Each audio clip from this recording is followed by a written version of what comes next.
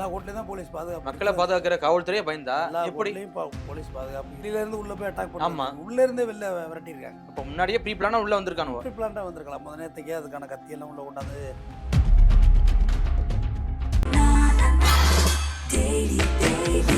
Taste Daily. Taste the Daily. GT Holidays, South India's #1 travel brand. You know you are special when you're with GT Holidays. கவலையின்றி சுவாசியுங்கள். உலகின் தலை சிறந்த மருத்துவர்கள் நுரையீரல் புற்றுநோய் சிகிச்சை அளிக்கிறார்கள். தங்கம் புற்றுநோய் சிகிச்சை மையம், நாமக்கல் மற்றும் கான்பூர். ஒரு வருஷமா உங்களுக்கான தேடுதல்லே இருந்திருப்பாங்க. ராஜாமணியோட சகோதரர்கள் சொல்றேன். எப்படா மாட்டுவான் எப்படா அப்படின்னு. மாட்டுவாங்க. 24 hours அதே வாட்சிங்லேயே இருந்திருப்பாங்க. நிறைய அட்டம் ட்ரை பண்ணியிருப்பாங்க, சிக்கியிருக்காது. காவல்துறை வேடிக்கை பார்த்து தானே சொல்றாங்க. அது பார்த்தேன். அந்த வழக்கறிஞர்கள் ரொம்ப ஸ்பீடாகவும் நல்ல வீரமாகவும் இருந்தாங்க. நாங்க பிடிச்சிட்டு வாங்க வாங்கன்னு கூப்பிடுறாங்க, யாரும் வரலங்க அப்படி சொல்றாங்க போது அப்ப என்ன அர்த்தம்? திட்டமிட்டு நடக்குதான்னு கேட்குறேன். இல்லைங்க, அது சாதியை கண்டுபிடிச்சவன் ரொம்ப நிம்மதியாக போயிட்டு இருக்கான். பிராமணர்கள் சாதியை அதுக்கு இதுக்கு சம்மந்தமே இல்லாத மாதிரி. அப்போ எங்கேயே நடக்குது. அவள்லாம் எப்படி இருக்கா, கொலை பண்ணிட்டுல சுற்றுறாரு. எப்பா எல்லாம் நீ போட்ட விதை தான்ப்பா, நீ சூத்துறேன், நீ வந்து வேசிப்போம், நீ தான் சொன்ன இருக்கே மனு தர்மத்தில். இது யார் தான் நிறுத்தி வைக்கிறது இந்த பிரச்சனை? கத்தியை கீழே போடுங்கன்னு சொல்ற அளவுக்கு தலைவர்கள் இல்லையே சார். எனக்கு தெரிஞ்சதெல்லாம் கலெக்டர் லெவலில் உட்காந்து ஒரு 3 மாவட்டத்து கலெக்டர் லெவலில் உட்காந்து இதை வந்து ஒரு பெரிய பீஸ் மீட்டிங் ஏற்பாடு பண்ணி இதை ஆஃப் பண்ணால் மட்டும்தாங்க செய்ய முடியும்.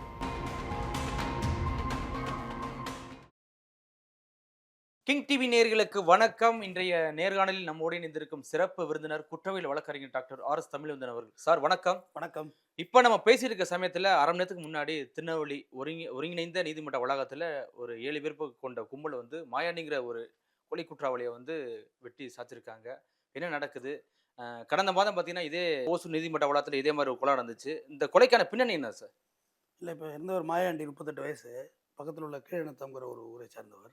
அவர் மேலே ஏற்கனவே 2வது வார்டு கவுன்சிலர் ராஜாமணி என்பவரே கடந்த ஆண்டு அவர் கொலை செய்திருக்கிறாரு. ஓ, ஒரு வருஷம் ஆகிட்டா, ஒரு வருஷத்துக்கு. ஆனால் இன்றைக்கி வந்தது ஒரு வேற ஒரு கொலை முயற்சி வழக்கில் பேர் அவருக்கு வந்திருக்காரு. இவர் மேலே கொலை மற்றும் கொலை முயற்சி வழக்குகள், இன்னும் சில வழக்குகள் இவர் மேலே இருக்குது. அதுக்கு அப்பியராக வந்தப்போ தான் கோர்ட்டுக்குள்ளே இருந்து இன்சைட்லேருந்து அவுட்டருக்கு வந்து விரட்டியிருக்காங்க. ஓ, எப்படி சார் உள்ளே வந்திருக்க முடியும்? அது கத்தி இதெல்லாம் வந்து காரில் உள்ளே கொண்டு போயிருக்க வாய்ப்புகள் இருக்குது. இப்போ சென்னையில் முடியாது, ஏன்னா எல்லாம் சிஎஸ்எஃப் போலீஸ் இறக்கியிருக்காங்க. எல்லா நீதிமன்றத்துக்கும் அந்த பாதுகாப்பு கண்டிப்பாக வேறு வழி இல்லை. இனிமே வச்சுக்கிட்டுலாம் மல்லடிக்க முடியாது. இது யாருக்கு தான் அப்புறம் பாதுகாப்பு இருக்குது? அவர் கொலை குற்றவாளியாகவே இருக்கட்டும், ஆனால் நீதிமன்றத்துக்கு வரக்குள்ளே கோர்ட்டுக்குள்ளே வச்சு வெட்டுறது எந்த வகையில் லாஜிக் சொல்லுங்கள்? கோர்ட்டுக்கு குற்றவாளிகள் மட்டும்தான் வர்றாங்களா? ஃபேமிலி கேஸில் உள்ளவங்க வருவாங்க, சொத்து கேஸில் உள்ளவங்க வருவாங்க. எல்லாருக்கும் ஒரு பயத்தை கொடுக்குதில்ல இந்த விஷயம். வழக்கறிஞர்கள் இருக்கிறாங்க, நீதியரசர்கள் இருக்கிறாங்க. எவ்வளோ ஒரு காம்பேக்டாக உள்ள ஒரு பிளேஸுக்குள்ளே வந்து இது ரொம்ப தப்பு. தானே இந்த கலாச்சாரம் நிறுத்தப்பட வேண்டும். ஏன்னா ப்ரீவியஸாக சென்னையில் அது நடந்துச்சு. சென்னையில் எழும்பூர் நீதிமன்றத்தில் நடந்திருக்கு. சைதாப்பேட்டையில் வந்து ட்ரை பண்ணியிருக்காங்க மர்டருக்கு. அது எஸ்கார்டு போலீஸோடு வந்து அவங்கள கொலை பண்ண ட்ரை பண்ணியிருக்காங்க. இதெல்லாம் நடந்திருக்கு, நம்ம இல்லைன்னு மறுப்பதற்கு இல்லை. ஆனால் இந்த சம்பவங்கள், இந்த இந்த இந்த கொடூர கொலை வந்து இப்போ வந்து இந்த ராஜாமணி அவருடைய சகோதரர் தான் டைரெக்டாக இறங்கியிருக்காரு களத்தில். பழிக்கு பழி தான். பழிக்கு பழி. 7 பேர் சேர்ந்த கும்பல், 4 பேர்னாங்க, இல்லை 7 பேர் சேர்ந்த கும்பல். அதில் ஒருத்தரை மட்டும் வழக்கறிஞர்களே சேர்ந்து பிடிச்சி கொடுத்துருக்காங்க. முதல்ல அவங்களுக்கும் ஒரு பெரிய நன்றி சொல்லணும். இல்லை, காவல்துறை வேடிக்கை பார்த்துன்னு சொல்கிறாங்களே சார். நாங்கள் சொல்கிற ஒருத்தர் பிடிச்சி வச்சுருக்கு, வாங்க வாங்கன்னு கூப்பிட்றோம், யாருமே வரல, காவல்துறை வேடிக்கை பார்க்குறாங்க, எஸ்ஐ மட்டும் தான் ஒரு ஆள் உடையாறாரு அப்படின்னு சொல்கிறாங்கல்ல. இல்லை, அதாவது ஒரு புலமைப்பில் அந்த காவல்துறைக்கான தனிப்பட்ட பயமும் உங்களுக்கு இருக்கும். ஆனால் காவல்துறையே பயந்தா எப்படி சார்? அப்படி தான் இருக்குது நிலவரம். எல்லா கோர்ட்லேயும் தான் போலீஸ் பாதுகாப்பு. மக்களை பாதுகாக்கிற காவல்துறையே பயந்தா எல்லா எப்படி? கோர்ட்லேயும் போலீஸ் பாதுகாப்பு இருக்குது. ஆனால் நீதிமன்றத்துக்கு இவங்க வந்து உள்ளே இருந்தே வெளியில் வர்றாங்க. எப்பயும் வெளியிலேருந்து உள்ளே போய் அட்டாக் பண்ணுவாங்க, உள்ளே இருந்தே வெளில விரட்டியிருக்காங்க. அப்போ முன்னாடியே ப்ரீ பிளானா உள்ளே வந்திருக்கானுவோ. ப்ரீ பிளான்டாக வந்திருக்கலாம். முத நேரத்துக்கே அதுக்கான கத்தியெல்லாம் உள்ளே கொண்டாந்து ஸ்டோரேஜ் பண்ணியிருக்கலாம், இல்லை காருக்குள்ளே வச்சு கொண்டு வந்திருக்கலாம் உள்ள. ஏன்னா சென்னையில் பார்த்தீங்கன்னா எல்லாருக்கும் பாஸ்போர்ட் தான் நீங்கள் உள்ளே வர முடியும். உங்களுக்கு ஆதார் கார்டு கொடுத்து பாஸ்போர்ட்டு, எந்த வழக்கு, எத்தனை மணிக்கு வழக்கு நம்பர்லாம் மேட்ச் ஆகணும். மேட்ச் ஆனால் தான் நீங்கள் உள்ளே போக முடியலாம், போக முடியாது. வழக்கறிஞர் மட்டும்தான் உள்ளே போகலாம் ஐடி கார்டோட. மற்ற யார் வந்தாலும் சரி வழக்கு இருக்கணும். காவல்துறைக்குமே பாஸ் தான். எந்த கேஸுக்காக வர்றீங்க, எந்த கோர்ட்டில் மெசேஜ் கொடுக்குறீங்க, இவ்வளோ டைட்டாக பண்ணிட்டாங்க. ஆரம்பத்தில் நாங்கள் அதுக்கு எதிர்த்து போராடினோம், இந்த சிஎஸ்எஃப் போலீஸை வெளியேற்றணும் அப்படின்னு சொல்லி. இப்போ அது ரொம்ப காம்பேக்டாக இருக்குது. Full safer secure. உள்ளே போயிட்டோம்னா அவ்வளோதான், நெருங்கவே முடியாது, கிட்டக்க யாரும் வர முடியாது. வேலை அன்வான்ட் பர்சனாலிட்டி உள்ளே வர முடியாது. இந்த நீங்கள் சொல்கிற இந்த 7 பேர் கொண்ட கும்பல்லாம் உள்ளே இறங்க வாய்ப்பே இல்லை. இந்த அவ்வளோ ஒரு பாதுகாப்பாக இருக்க வேண்டிய நீதிமன்றத்தில் இந்த மாதிரி சம்பவங்கள் தொடர்ந்து நடைபெறுவது ரொம்ப வருத்தத்துக்குரிய வேதனைக்குரியது. உங்கள் பிரச்சனை எதுவாக வேணுமோ இருக்கலாம். அவர் கொலை பண்ணியிருக்கலாம், அந்த கொலைக்கு நீங்கள் பழிக்கு பழி வாங்க, அது உங்களுடைய பிரச்சனை, அது நம்ம எதுவுமே சொல்ல வரல. ஆனால் அது நடக்கிறதுக்குன்னு ஒரு பிளேஸ்மெண்ட் இருக்குது. கண்டிப்பா. இந்த இடத்த சூஸ் பண்ணக்கூடாதுல்ல. நீதிமன்ற வளாகத்தை. கொலைக்கு கொலை பழிக்கு பழிங்கிறது நம்ம ஆதரிக்கல, அது தவறு. ஆனால் இந்த இடத்த சூஸ் பண்ணக்கூடாதுல்ல அதுக்குன்னு. மக்கள் இப்போ தெரிச்சு இல்ல ஓடுவாங்கல்ல. எதுக்கு இந்த இடத்த சூஸ் பண்ணணும்? நீதிமன்ற வளாகத்தை ஏன் சூஸ் பண்ணணுங்கிறேன். அதாவது நீதிமன்ற வளாகத்தை ஏன் சூஸ் பண்ணணும் அப்படின்னாக்க, கோர்ட்டுக்கு வரக்குள்ள பெரும்பாலும் வந்து பார்த்தீங்கன்னா, பெரிய டான்லாம் பார்த்தீங்கன்னா, பயங்கர பாதுகாப்போட வருவாங்க. ஆமா. கிட்டக்கே நெருங்க முடியாத பல பேரை பார்த்துருக்கோம். பார்த்துருக்கோம். இப்போ ராக்கெட் ராஜாவெல்லாம் கோர்ட்டு வரக்குள்ள பாருங்க, கம்ப்ளீட் பென்ஸ் வண்டியில பெரிய ஆளோட கேரவன் மாதிரி ஒரு கேரவன் வண்டி மாதிரி வரும். ஆளோட வந்து போவாங்க. இவங்க கோர்ட்டுக்கு இன்னொன்று, இந்த தேதியில இந்த இடத்துக்கு வருவாருங்கிற கணிப்பு நீதிமன்றத்தில் மட்டும்தான் இருக்கும். பாக்கி எங்கேயுமே இருக்காது. ஒரு கல்யாண வீட்டில் வச்சு நீங்கள் போடணும்னு ட்ரை பண்ணுறீங்கன்னா, கல்யாண வீட்டுக்கு நீங்கள் போகலைன்னா என்ன செய்ய முடியும்? ஆமா. சில பேர் வீட்டில் வச்சு போடுறதுக்கான சுச்சுவேஷனே நெருங்க முடியாது. எல்லார் வீட்லேயும் எல்லாரும் பூந்து போட்டுற முடியாது. உள்ளே போய் மாட்டிக்கிச்சோன்னு வச்சுங்க, வெளியே வர முடியாதுல்ல. ஏன்னா உங்களை அட்டன் பண்ணுறது வீட்டுக்குள்ளே வீட்டில் நுழையிறோன்னா, ஏதோ ஒன்று நீங்கள் கதவு லாக் ஆகிட்டு இல்லை ஏதோ ஒன்று வெளியில் வர முடியாது. ஆமா. அவ்வளவுதான். அதனால வீடு வந்து அவ்வளோ எளிதில்லை. வழியில் வச்சு போடுறதுன்னா காரில் வரக்கணும், காரில் வரக்குள்ளே வெட்ட முடியாது. பாம் அடித்து தான் வெட்டணும், நிறுத்தணும். அதுக்கான ஆப்ஷனும் இருக்காது. கோர்ட்டுக்குள்ளே யாரும் இங்கே கோர்ட்டுக்கு போகிறவங்க வந்து கத்தியே வேறு எதுவும் எடுத்துகிட்டு போக முடியாது. வாய்தாவுக்கு போகிறவங்க நிற்கிறாங்க இல்லையா, ஆமா. பின்ன எப்படி சார் இவங்க கொண்டு வந்திருப்பாங்க? இவங்க ஒன்று வாய்தாவுக்கு வந்தாங்க. இவங்க கொலை பண்ணுறதுக்கு வந்தாங்க. வாய்தாவுக்கு போய் அப்பியர் ஆகிற சொல்கிறேன். மாயாண்டி எதையும் எடுத்துகிட்டு போக முடியுமானா எதுவும் எடுத்துகிட்டு போக முடியாது. நீதிமன்ற அந்த ரூமுக்குள்ளே அந்த ஃபுல்லா செக் பண்ணி தான் அனுப்புவாங்க. செக் பண்ணி தான் அனுப்புவாங்க. அந்த பண்ணுற அவ்வளோ பெரிய செக்கிங்லாம் பண்ணுறதில்ல. பட் அதை எடுத்துகிட்டு போக மாட்டாங்க பொதுவாக. அது ஒரு ஏன்னா ஜட்ஜுக்கு முன்னாடி போய் நிற்கணும். கத்தியோடு இருப்பீங்களா ஜட்ஜுக்கு முன்னாடி? தவறி அந்த கத்தி கீழே விழுவுது, இல்லை சட்டைக்கு உள்ளது கத்தி தெரியுதுன்னா நீதிமன்றம் என்ன நினைக்கும் உங்களை? அதனால் அதை செய்ய மாட்டாங்கங்கிற ஒரு கணிப்பு. அதுதான் ஒழிய வேறு ஒன்றும் கிடையாது அந்த இடத்த. ரெண்டாவது, அந்த கோர்ட்டுக்குள்ளே அவர் என்ட்ரானது பிறகு கூட தகவல் தெரிஞ்சு கூட இவங்க அசம்பிள் ஆகிருக்கலாம், உள்ள வந்திருக்கலாம். உள்ளே வந்துருக்கலாம். அதுக்கு வாய்ப்புகள் இருக்குது. நீதிமன்றத்துக்கு உள்ள ஆள் வந்துட்டார், ரீச்சிட்டு மாயாண்டி ரீச்சிட்டு கரெக்டா உள்ளே இருந்து வெளில வர போறாரு, அது கூட ஒரு கெஸ்ஸிங். அதுக்கு பிறகு கூட அசம்பிள் ஆகிருக்கலாம். இப்போ சென்னை போன்ற மெட்ரோபாலிட்டன் இந்த மாதிரி பெரிய சிட்டியில் தாங்க ஒரு ஒரு மர்டருக்கான அசம்பிள்லாம் அவ்வளோ எளிதாக பண்ணிட முடியாது. ஏன்னா இங்கே ஒரு சிக்னலில் எல்லாமே மாறி போயிடும். இந்த சிக்னலில் ஒரு கார் சிக்னலில் நிற்கிதுன்னா அந்த சிக்னல் மூவ் ஆகிட்டிங்கனாலே எல்லாமே கொலாப்ஸ் ஆகிடும். ஆமா. அடுத்து ஒரு டீம் பூந்துடும், அடுத்து நீங்கள் எங்கேயே மூவ் ஆகிடுவீங்க, உங்களை கேஷ் பண்ணவே முடியாது. உங்கள் சென்னை போன்ற இடங்களில் வந்து வீடுகளில் வச்சு வீடு வாசல், ஆஃபீஸ் வாசல், இது போன்ற இடங்களில் தான் இங்கே கார்னர் பண்ண முடியும். பட் அங்கேயெல்லாம் அப்படி இல்லை. இதெல்லாம் ரிவெஞ்ச். ஒரு வருஷமாக உங்களுக்கான தேடுதலே இருந்திருப்பாங்க. ராஜாமணியோட சகோதரர்கள் சொல்கிறேன், எப்படா மாட்டுவான், எப்படா மாட்டுவான்னு 24 hours அதே வாட்சிங்லேயே இருந்திருப்பாங்க. என்னோட கணிப்பு அதுதான். இல்லைன்னா போட முடியாது அவ்வளோ ஈஸியாக. ஒரு வருஷமாக இவரை இந்த ஃபஸ்ட்டு அட்டம்ப்ட்லேயே போட்டாங்களான்னு நான் சொல்ல மாட்டேன். நிறைய அட்டம்ப்ட் நடந்திருக்கும். இதுதான் வெளில தெரிஞ்சிருக்கு. அதுவும் நீதிமன்ற வளாகங்கிறதுனால நிறைய அட்டம் ட்ரை பண்ணியிருப்பாங்க, சிக்கியிருக்காது. ஆள் சிக்கியிருக்க மாட்டாங்க. ஏதோ ஒன்று மிஸ்ஸிங் ஆகிட்டே போவோம். ஒரு அட்டம்ப்ட் பண்ணி மிஸ் ஆனால் அடுத்து 2-3 மாதம் கூட ஆகிடும் அடுத்த அட்டம்ப்ட் ரெடி ஆகிறதுக்கு. அவ்வளோ எளிதில்லை. அதுக்கு தான் அந்த ஒரு வருஷம். ஒரு வருஷம் இல்ல அந்த கோவம் தீராதா சார்? ஒரு வருஷமா என்ன பண்ணுவாங்க? அந்த கோவம் கொஞ்சம் கூட அடங்காதா எப்படி? அதாவது கோபம் வந்து மனிதனை அழித்து விடும். அதில் எந்த மாற்றமும் இல்லை. நம்ம க்ரைம் பற்றி பேசுகிறது வந்து குற்றத்தை என்டர்டைன் பண்ணுறதோ இல்லை இது ஒரு பெரிய ஹீரோயிசம் ஆக்குறதோ இதனால யாருக்கும் எந்த லாபமும் இல்லை. ஆனால் நம்ம சொல்ல வர்ற விஷயம் என்னுடைய மனசாட்சி அப்படி தான் இருக்குது. தொடர்ந்து நம்ம செய்கிறதுனால இழப்புகள் தான் அதிகமாகும். அந்த அசுரன் படத்தில் கூட கிளைமேக்ஸில் வெற்றிமாறன் டைலாக் வச்சுருப்பார். ரொம்ப நல்லாயிருக்கும் அந்த டைலாக். கோவப்படுறது முக்கியம் இல்லைப்பா, பிரச்சனையை வந்து எதுக்குறதெல்லாம் பெரிய விஷயம் இல்லை, கடந்து போக பழகணும். அவங்க அண்ணனை கொண்டுடுவாங்க, அண்ணனை செத்ததில் வந்து உனக்கு வருத்தம் இல்லையா அப்படின்னு சொல்லுவான். எனக்கு இருக்க கோபத்துக்கு அவனை வெட்டி செமிச்சு தின்னு இருப்பேன், ஆனால் உங்களையெல்லாம் விட்டுட்டு போயிடக்கூடாதுன்னு தான் நான் செய்யலை. ஏற்கனவே தனுஷ் கோவப்பட்டிருப்பான். ஆமாம். அந்த எல்லாரையும் பூந்து வெட்டி அந்த கோபத்தினால எல்லாத்தையும் நான் இழந்துட்டேன், அதனால் இறந்தவங்கள நினச்சி இருந்தவங்கள இழந்துடக்கூடாது அப்படின்பார். அது ரொம்ப நல்ல விஷயம். எல்லாருக்கும் நான் தான் சொல்கிறேன். ஒரு லாஸ் ரைட், ஓகே, ஒரு வழி இல்லை, லாஸ் தான். அது அந்த ராஜாமணியோட இழப்பு அந்த குடும்பத்தை வந்து ஏற்றுக்கங்க, அந்த இழப்பு சரிதான்னு நான் சொல்ல வரல. நீதிமன்றத்தில் தண்டனை வாங்கி கொடுக்குற வழிகளை தான் நம்ம மேற்கொள்ளணும். காவல்துறையும் வழக்குகளை வேகமாக மூவ் பண்ணணும், சார்ஜ் ஷீட்டை போடணும், கன்விக்ஷன் வாங்கி கொடுக்கணும். அதுதானே கோர்ட் இருக்குது. கண்டிப்பாக நம்மளே ஜஸ்டிஃபிகேஷன் பண்ணுறது எப்படி? இப்போ அந்த குடும்பத்துக்கு வந்து இது மிகச்சரியாக இருக்கும். எங்கள் வீட்டில் ஒரு இழப்பு லாஸ் ஆகிருக்குல்ல, அதுக்கு நான் போட்டேன் அப்படின்றது சரியாக இருக்கும், நம்ம இல்லைன்னு மறுக்கலை. ஆனால் இது தீர்வு இல்லையே. மறுபடியும் இங்கேருந்து ட்ரிகர் ஆகி இங்கேருந்து மறுபடியும் அங்கே இருந்து இங்கேன்னா இதுக்கு என்ன தான் எண்டு? ஒருவேளை இது ஒரு ஜாதிய கொலையாக இருக்குமா அப்படி சார்? இல்லை 2 பேர் கம்யூனிட்டியும் தெரியும் நமக்கு. ஜாதி கொலையும் இருக்குது இதில். இதுல இருக்கு. இல்லைன்னு தான் மறுக்க முடியாது. அதுதான் அது ஜாதி வந்து ரொம்ப சென்சிட்டிவான விஷயம் நம்ம நாட்டில். ரொம்ப நுட்பமானது ஜாதி. ஆ, வேற பர்சனலுக்காக நம்ம சண்டை போட்டாலும் ஜாதி அதில் வந்துடும், மேலே வந்துடும். எல்லா கட்சியிலையும் எல்லா ஜாதியிலையும் லீடர்ஸ் இருக்காங்க. அவங்க தன்னை வந்து அந்த சமூகத்தோட காவலர்களாகவே நிலைநிறுத்திக்குவாங்க. நிலைநிறுத்துக்குவாங்க. அதுக்காகவே வாழ்கிறாங்க, அதுக்காகவே சாகுறாங்க. ஜாதி முன்னை விட இப்போ வந்து ஆழமாக இருக்குது, ரொம்ப பலமாக இருக்குது. இன்ஸ்டாகிராம், ஃபேஸ்புக் எல்லாம் பாருங்கள், ரெகலை ஓடுது ஜாதி. அதெல்லாம் வந்து ஒரு ஜாதிய தலைவருக்கு விழானா ஒரு குரூப்பா போறது, ரவுடிசம் மாதிரி போறது. அது கூட விஷயம் இல்லை நெறியாளர். அது வந்து ஜாதிய தலைவர்கள் வந்து ஒரு கட்டத்துக்கு மேலே அதை எப்படி ஹேண்டில் பண்ணணும்னு அவங்களுக்கு தெரியும். ஜாக்கிரதையாக ஹேண்டில் பண்ணுவாங்க. இந்த சின்ன சின்ன பசங்கள்லாம் தற்குறித்தனமாக இங்கே வந்துட்டேன், நான் தான், இங்கே வந்துட்டேன், நம்ம தான்னு சொல்கிறான். அவன் ஒரு ஜாதியை ப்ரொமோட் பண்ணுறான். ஆளாளுக்கு ஒன்று சொல்லி பத்தாவதுக்கு ஜாதி கயிறு வேற. ஜாதி கயிறு, நான் திருநெல்வேலி வருவியான்னு கேட்டேன், நான் அந்த வந்துட்டேன் பார்த்தியல்ல பஸ் ஸ்டாண்டுன்னு சொல்கிறான். சின்ன பசங்க மறுபடியும் ட்ரிகர் ஆகி சண்டே ஆகி வெட்டு குத்து ஆகிட்டா என்ன செய்ய முடியும்? அதனால் ஜாதி கொலை ஆனா முன்ன இருந்ததை விட இப்போ அதிகமாக தானே சார் போயிட்டு இருக்கு. சின்ன சின்ன பசங்கள்லாம் அந்த ஜாதி ரீதியா ரொம்ப அழகா. வளர்ந்து வர்றாங்கல்ல சார். அதாவது இதை நீங்கள் எப்படி சொல்லணும்னா, ஒரு 50 வயசுக்கு மேலே உள்ளவங்கள்ட்டெல்லாம் ஜாதி வெறியெல்லாம் இல்லை. ஆனால் அவங்க ஒரு காலத்தில் இருந்திருக்கலாம், ஜாதிக்காக சண்டை கொலையெல்லாம் பண்ணியிருக்கலாம். 50 வயசுக்கு மேலே ஆனோன்னா அட போடா இது ஏன்டா வேஸ்ட்டு இது அப்படின்னு ஒதுங்கிடுறாங்க. அடுத்தது 30 to 50 வயசு இருக்காங்கல்ல, இவங்க வந்து மேனுக்குலேட் பண்ணுறாங்க. யாருன்னா 20 வயசு பசங்களை.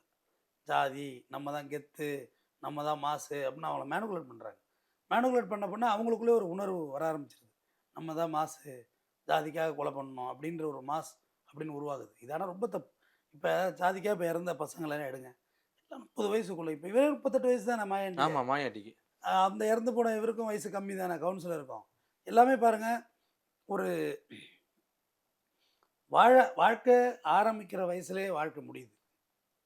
இது மனித குலங்க, நம்ம அழிஞ்சு போவோங்க இப்படியே இருந்தால். சண்டை போட்டு யாரோ ஒருத்தர் கத்தியை கீழே வச்சு தான் ஆகணும். அந்த டைரெக்டாக பேசிட வேண்டியதாக. வைக்கிற மாதிரி தெரியலையே சார். வைக்கிற மாதிரி இல்லை. இல்லை சார், இப்போ இதே திருநெல்வேலி மாவட்டம் ரொம்ப கிரிட்டிக்கலான ஒரு மாவட்டம் தெரியும். அங்கே உள்ள நீதிமன்றத்தில் இப்படி ஒரு கொலை நடந்ததுன்னா அப்போ எப்படி வேணும்னு விட்டாங்களா எப்படி சார்? இல்லை வேணும்னா விட மாட்டாங்க இல்லை, பொதுவாக. வழக்கறிஞர் தரப்பு என்னன்னா காவல்துறை வேடிக்கை பார்த்து தானே சொல்றாங்க.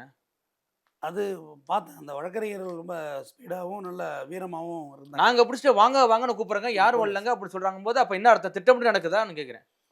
இல்லைங்க, அது போலீஸ் வந்து இன்னும் சிவியராக ஆக்ஷன் எடுத்திருக்கணும். போலீஸ் வந்து கொஞ்சம் மெத்தனமாக தான் இல்லை, இருந்திருக்கு. காவல்துறையும் ஜாதி ரீதியாக செயல்படுறாங்களே எப்படி சார்? இருக்குது, காவல்துறையும் ஜாதி இருக்கா, இல்லைன்னு சொல்ல முடியாது. இங்கே டிஜிபி இல்லை, அப்பேற்பட்ட காவல்துறையும் அந்த பக்கம் வைக்கணுங்கிற. டிஜிபி ஆஃபீஸில் ஒரு 5 வருஷம் இருக்குன்னு நினைக்கிறேன். ஒரு 2 போலீஸ்காரங்க வந்து மண்ணெண்ணெய் ஊற்றிக்கிட்டாங்களே இங்கே சென்னையில். ஜாதி பார்த்தீங்கன்னா டார்ச்சர் பண்ணுறாங்கன்னு. எல்லா இடத்துலையும் ஜாதி இருக்குது. ஜாதிங்கிறது நம்மளுடைய இந்த ரத்தம் மாதிரி ஒட்டிக்கிச்சது. அது ரொம்ப அருவருப்பான விஷயம். ஈவன் கோர்ட்லேயே ஜாதி இருக்கு. எத்தனை பெரியார் எத்தனை பாரதியார் வந்தாலும் மாற்ற முடியுதா சார்? கோர்ட்லேயே ஜாதி இருக்குங்க. பார்ப்பாங்க, கேட்பாங்க. தனித்தனியாக அந்த டீமாக தான் ஒதுங்கி போவாங்க. அது இருக்கக்கூடாதுன்னு சொன்னது தான் அண்ணல் அம்பேத்கர். நீதி வழங்குற இடத்துல கொலை பண்ணால் அவர் நீதிமன்றத்துக்கு என்ன மரியாதை இருக்குது? இப்போ இங்கே பன்னோக்கு மருத்துவமனையில் ஒரு பையன் போய் கிண்டி விக்னேஷ்ங்கிற பையன் வந்து பாலாஜிங்க டாக்டர் குத்திட்டான். அது டாக்டர் மேலே தப்பா, யார் மேலே தப்புங்கிறத நான் பேச விரும்பலை. பட் செலக்ட் பண்ண இடம் தப்பு. பப்ளிக் பொது வழி ஹாஸ்பிட்டல், பொதுமக்கள் வர்ற இடம், குழந்தைகள் வர்ற இடம், கர்ப்பிணிகள் வர்ற இடம், முதியோர்கள் வர்ற இடம், செலக்ட் பண்ண இடம் தப்பு. அதுமாரி இவங்க செலக்ட் பண்ண இடம் எந்த இடம்? நீதிமன்றம் இல்லை. அப்புறம் நீதிமன்றத்து மேலே உள்ள மரியாதை மக்கள்கிட்ட குறையுமா இல்லையா? ஏற்கனவே குறைவாக தான் இருக்குது. ஆளாளுக்கு இதுக்கே நீதியரசர்கள் கேள்வி வைப்பாங்கல்ல. ஆளாளுக்கு நீதியரசர்களை போய் கேட்குறது என்ன இருக்குது? அவங்க வந்து ஒரு கோர்ட் ஆஃபீஸர், அவ்வளோதான்.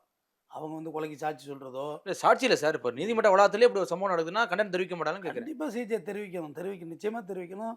இது உடனடியாக அது வந்து மதுரை உயர்நீதிமன்ற லிமிட்டில் வருது, திருநெல்வேலி. ஆமாம், அது டிஸ்ட்ரிக்ட் கோர்ட்டில் நடந்திருக்கு, மாவட்ட ஒருங்கிணைந்த நீதிமன்றம் நடந்திருக்கு. உடனடியாக சிஜே வந்து இதுக்கு சிஎஸ்எஃப் போலீஸ் இறக்க வேண்டியது, அவ்வளோதான். இதுக்கு என்ன பண்ண முடியும்? தமிழ்நாடு போலீஸ் போய் நீங்கள் சேஷனில் டியூட்டி பாருங்கள். இல்லை, எவ்வளோ தைரியம் சார்? இப்போ 7 பேர் வந்து வெட்டியிருக்காங்கன்னா எவ்வளோ தைரியம் இருந்திருக்கு அவங்களுக்கு? தைரியம் இல்லை, ரிவெஞ்சுக்கு தைரியம் வேண்டியதில்லை. எங்கள் வீட்டில் ஒரு ரிவெஞ்சுக்கும் தைரியத்துக்கும் வித்தியாசம் இருக்குது. நிறைய இருக்குது. தைரியங்கிறது வேறு, ரிவெஞ்ச் வேறு. ரிவெஞ்சுக்கு இடம் பொருள் எவ்வளோ என்ன இருக்குது?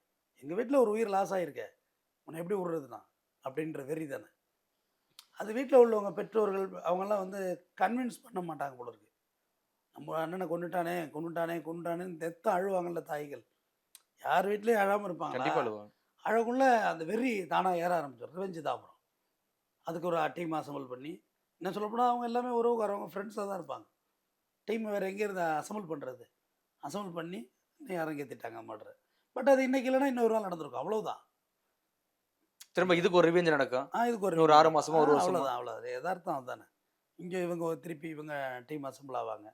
இது வரைக்கும் நான் இந்த பார்த்த தென் மாவட்டத்து கொலைகள் இப்போ வடக்க வர வர வர வர வந்து வேறு மாதிரி இருக்கும். திருச்சிக்கு வடக்க வேறு மாதிரி. ஆமாம். திருச்சிக்கு வடக்க பார்த்தீங்கன்னா வன்னியர்கள், பட்டியலின சமுதாய மக்கள், அப்படியே கலப்பாக எல்லா கம்யூனிட்டியும் இருப்பாங்க.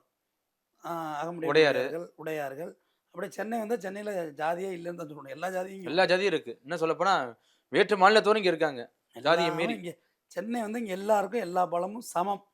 உங்களுக்கு இருக்க பலம் தான் எனக்கு இருக்க பலம் தான் பெரிய கோடீஸ்வரனுக்கு. எல்லாம் இங்கே ஒரே பலம் தான். எல்லாரையும் ஃபைட் ஈக்குவல் ஃபைட் பண்ணி பார்த்துருவாங்க. சென்னையில் பேசி பாருங்களேன், சாதாரணப்பட்டவங்க நினச்சி பேசுவீங்க. ஆனால் அவங்களே உங்களுக்கு டஃப் கொடுத்து எப்போட பார்த்துடலான்றவாங்க. ஏன்னா இது அப்படிப்பட்ட ஒரு கிராஃப் இங்கே உள்ளது, இந்த பூலோக அமைப்பு. ஆனால் தென் மாவட்டங்கள் அப்படி இல்லை, ட்ரையாங்கிள் மாதிரி இருக்குது. முக்கோணம்னு சொல்லுவாங்கல்ல. ஆமாம். ஒரு பக்கம் முக்குளத்து சமுதாயம், ஒரு பக்கம் நாடார் சமுதாயம், ஒரு பக்கம் இன்னொரு பக்கம் தேவேந்திர சமுதாயம். இந்த 3 சமுதாயம் எந்தெந்த இடத்துல யார் யார் மெஜாரிட்டியாக இருக்காங்களோ மற்ற 2 சமுதாயத்தை டாமினேட் பண்ணுறாங்க.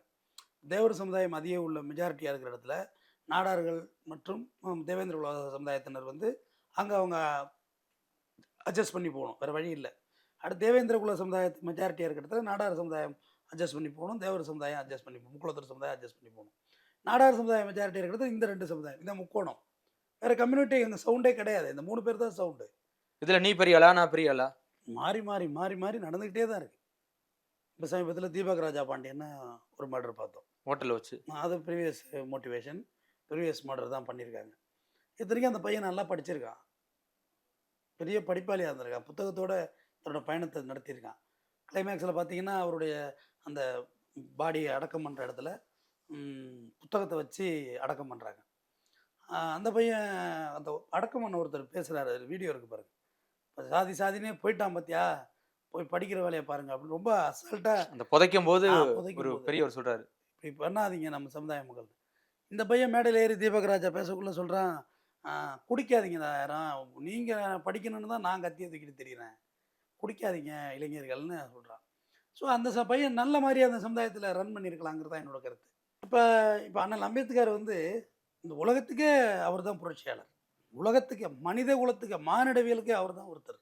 ஆனால் அவருக்கு சாதியவாதியாக காட்டப்பட்டாங்க. எனக்கு அது ரொம்ப வருத்தம். அது முத்துராமலிங்க இது வரைக்கும் சாதியவாதியாக காட்டப்பட்டார், சாதித்த தலைவர், சாதித்த தலைவர், சாதிய தலைவர். மருதுபாண்டியர் சாதிய தலைவராக காமிக்கப்படுறாங்க, வேலுநாச்சியார் சாதிய தலைவராக காமிக்கப்படுறாங்க. இப்படி எல்லா தலைவர்களையும் பாருங்களேன் சாதி தலைவர்களாக. அரசியல்வாதிகளும் அதான் சார் பயன்படுத்துகிறாங்க. அதுதான் அமைதிப்படையில் சத்யராஜ் சொல்லுவார், சாதி கர்மாந்திரத்தை யார் கண்டுபிடிச்சது, மந்திரமோதிரம் கண்டுபிடிச்சா மந்திரி மாதிரி கட்டி பிடிச்சிக்கிட்டான், இறுக்கி பிடிச்சிக்கிட்டான் அப்படின்னு. எவ்வளோ ஒரு எளிமையான அரசியல் தெரியுமா அவர் சொன்னது. அதான உண்மை. இன்ன வரைக்கும் நம்ம எதுக்காக வேண்டி சண்டை போடுறோம் நமக்கு தெரியல. சாதியை கண்டுபிடிச்சவன் ரொம்ப நிம்மதியாக போயிட்டு இருக்கான். பிராமணர்கள் சாதியை அதுக்கு இதுக்கு சம்மந்தமே இல்லாத மாதிரி. அப்போ எங்கேயும் நடக்குது, அவள்லாம் எப்படி இருக்கா, கொலை பண்ணிட்டுல சுற்றுறாரு. எப்போ எல்லாம் நீ போட்ட விதை தான்ப்பா, நாங்கள் கொலை பண்ணிட்டு திரிகிறோம். நீ எங்களுக்கு கற்றுக் கொடுத்தது சனாதானத்தை சொல்லி நீ சூத்துறேன், நீ வந்து வேசிப்போம் நீ தான் சொன்ன இருக்கே மனு தர்மத்தில். ஏன்னா உங்களுக்கு தெரியும், மனு தர்மம் முழுசாக நான் படித்து பேசினவன்.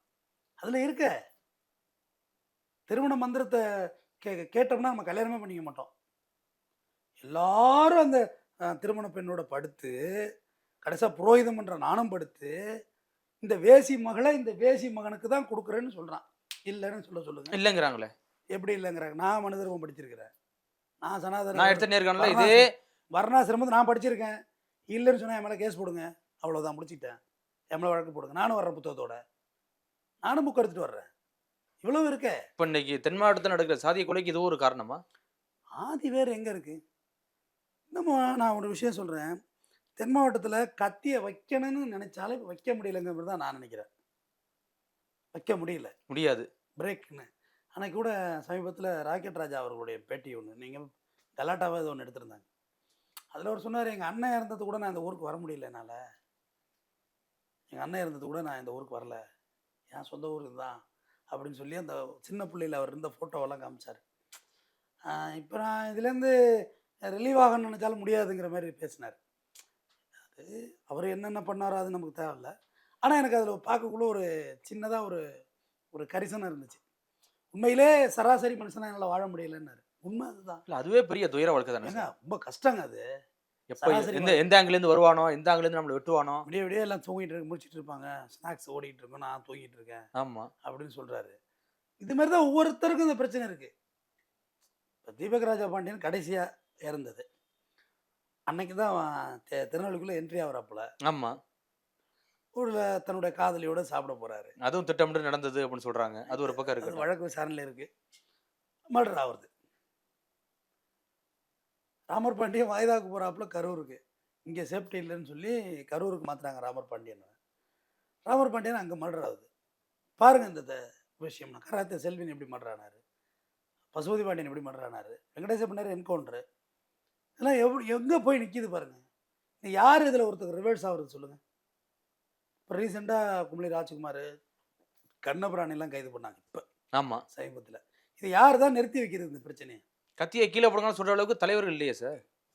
எனக்கு தெரிஞ்சதெல்லாம் கலெக்டர் லெவலில் உட்காந்து ஒரு 3 மாவட்டத்து கலெக்டர் லெவலில் உட்காந்து இதை வந்து ஒரு பெரிய பீஸ் மீட்டிங் ஏற்பாடு பண்ணி இதை ஆஃப் பண்ணால் மட்டும்தாங்க செய்ய முடியும். சகில் அக்தர்னு சொல்லிட்டு இங்கே ஒரு டிசி இருந்தார் இங்கே சென்னையில். அவர் என்ன செய்கிறாரு, அதை வச்சு தான் ஜெமினின்னு ஒரு படம் எடுத்தாங்க. சேராவையும் வெள்ளரவியும் கூப்பிட்டு ஒரு இளநில 2 ஸ்டா போட்டு குடிக்க வச்சார். சகில் அக்தர் ஒரு பேர். அப்பா பெரிய டான் சேரா, இந்த பக்கம் வெள்ளரவி பெரிய டான். ஈக்குவல் ஃபைட்டு மோதுது. வெள்ளரவிகிட்டேருந்து அப்படியே உருவாகி தான் அப்படியே இன்றைக்கி நாகேந்திரன் அப்படியே அந்த ஜேர்னி ஆனது. நாகேந்திரன் பாக்ஸர், ரவுடியெல்லாம் ப்ராப்பராக அவர் வந்து டான் வேலைக்கெல்லாம் வரல. அவர் பாக்ஸராக இருந்தார். வெள்ளரியோட நட்பு அப்படியே ஒரு வாழ்க்கை டர்ன் ஆகி போக ஆரம்பிச்சிச்சு. அப்போ வந்து 2 பக்கம் மாறி மாறி நடந்தோன்னே சகில் அக்தர் கூப்பிட்டு என்ன தான் பண்ணுறது, சரி வாங்க அப்படின்னு சொல்லி பீஸ் மீட்டிங் ஏற்பாடு பண்ணி ஒரு இளநியை போட்டு சாப்பாடு குடிக்க வச்சார். ஒன்றாயிட்டோம் அப்படின்னு. அதான் ஜெமினியில் எடுத்திருப்பாங்க. ஸோ அந்த மாதிரியான ஒரு ஏற்பாடுகளே அங்கே உள்ள கமிஷனர் பண்ணணும். இது கோர்ட்டு பார்த்துக்கும், தண்டனை கொடுத்துக்கும். இப்படியே விட்டுட்டே போட எப்போ ஸ்டாப் ஆகிறது, எப்போ முடிக்கிறது இந்த மேட்டரை? எல்லா பக்கத்துலேயும் லாஸுங்க. தேவேந்திர குல சமுதாயத்துலேயும் நிறைய இழப்புகள், வாழ வேண்டிய பிள்ளைங்க நிறைய செத்துருச்சு. நாடா சமுதாயம் தேவர் பிள்ளைங்களும் நிறைய வாழ வேண்டிய செத்துருச்சு. ராயல் கிங் மதன் தேவர்லேருந்து ஆரம்பித்து அது ஒரு லிஸ்ட்டே இருக்குது. அது லென்த்தாக போகுது. அது ஒரு பக்கம். நாடார் சமுதாயத்தில் ஏகப்பட்ட இழப்பு. எப்போ முடிக்கிறது, யார் முடிக்கிறது? இது கூப்பிட்டு வச்சு ரைட் இது எது நடந்துச்சு, இது எது நடந்துச்சு, இப்போ என்ன பண்ணுறது அப்படின்னு சொல்கிற புரிதலை ஏற்படுத்தணும். எம்பவர்மெண்ட்டுக்கு வரணும். நம்ம பேசுகிறோம்ல, இது வந்து மர்டர் இருக்குது, அது கண்டிக்கத்தக்கது. அது நீதிமன்றத்தில் வளாகத்தில் செஞ்சிருக்கக்கூடாது. ரைட்டு, அதை கோர்ட்டு முடிவெடுக்கும், நீதிமன்றம் தண்டனை கொடுக்கும். ஏற்கனவே ராஜாமணி மர்டருக்கு இவங்க ரிவெஞ்ச் மர்டர், ரைட், இது ஃபேக்ட்டு. பட் இதை எப்படி தான் சொல்யூட் பண்ணுறது, எப்படி முடிக்கிறது, இதை யார் முடிக்கிறது, எப்போ முடியும்? எப்போ முடியும்? அப்படியே செத்துக்கிட்டே போகிறதா? அழிஞ்சு போவோங்க, மனித குலமே அழிஞ்சு போவோங்க. ரிவெஞ்சுன்னா அதாவது